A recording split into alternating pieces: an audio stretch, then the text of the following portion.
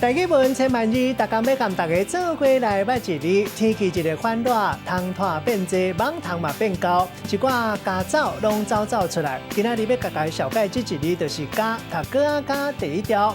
古早台语字典解说讲，这个家是外来字，意思就是家藻。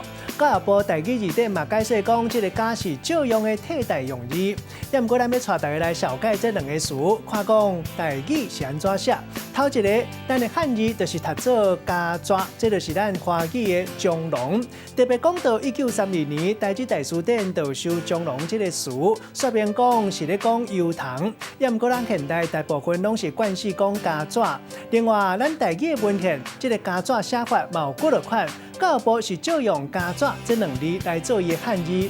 第二个词读做家藻，这是一款寄生类动物，或者是精生啊、鸟啊身躯属动物的血这款细只虫。咱用一句话来举例，甲这两个词合做伙。